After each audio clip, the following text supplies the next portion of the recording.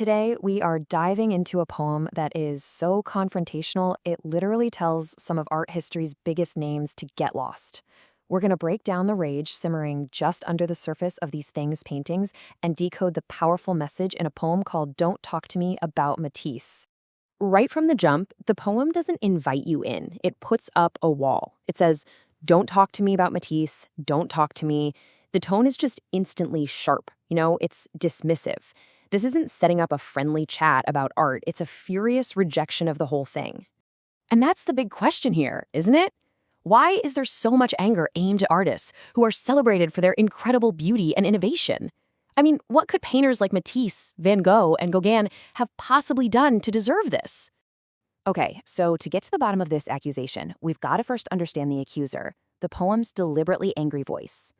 So this poem is by a Sri Lankan writer, Lakdasa Wickkramasinha, and he is intentionally using this disturbing, almost disrespectful tone. But why? Well, it's because he's not just talking about paintings. He's challenging the entire idea of Western art being superior, and he's doing it from a post-colonial perspective, basically from the point of view of a culture that was once under colonial rule. So who exactly is being put on trial in this kind of poetic courtroom? Well, the artists being targeted, Matisse, Van Gogh, and Gauguin, were all part of a movement called Fauvism. And the name itself is pretty revealing. Fauves literally means wild beasts. They got that nickname for their aggressive, almost explosive use of color. The poem is so clever because it twists that artistic label, suggesting maybe these guys weren't just beasts with a paintbrush, but in their actions too. And just listen to how the poem introduces them. There is zero respect here. Only these harsh, degrading labels. Matisse becomes the great white hunter. Van Gogh is just reduced to the earless painter. And Gauguin, he's branded the syphilis spreader.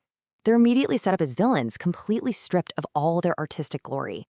All right, now we get to the real heart of the poem's argument. This is where we decode its violent, almost feverish imagery to uncover what it's really accusing them of. The poem paints this absolutely shocking picture. It takes a classic image from art, the reclining woman, and just twists it into something horrific. She's not lying on a bedspread, she's on a blood spread.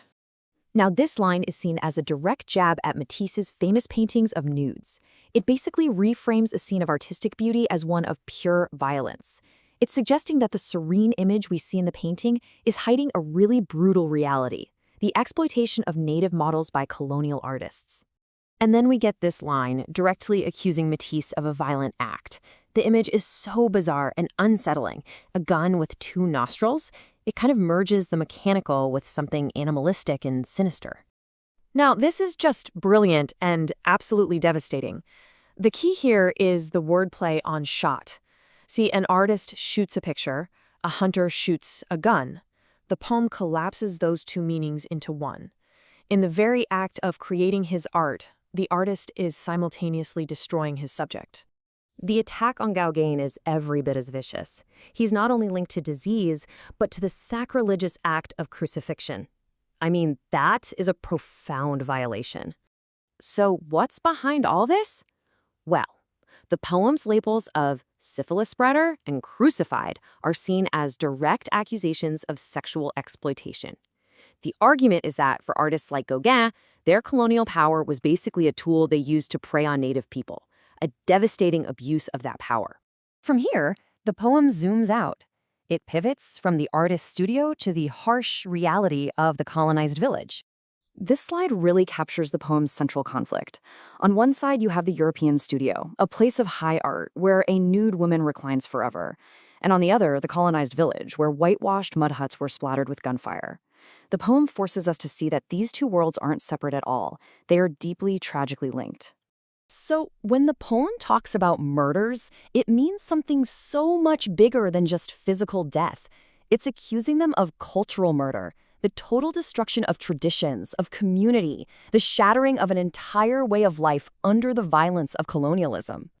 And all of this leads to the poem's final, devastating conclusion about the true cost of all this celebrated beauty.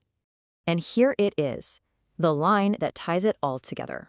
The poem claims that the murders, both the literal and the cultural ones, were sustained, they were funded by the beauty robbed of savages. It directly connects the violence to the art. And that's the final reveal. The poem's ultimate argument is that you simply cannot separate the beautiful paintings hanging in a European studio from the brutal reality of colonialism. One paid for the other. The beauty that we admire was built on a foundation of exploitation and destruction. So this leaves us with a really tough question. Can we, or even should we, separate the artist from the system they were a part of? Does this poem convince you that these artists weren't just individuals, but representatives of a violent colonial machine? It's a question that could fundamentally change how you look at a painting on a gallery wall.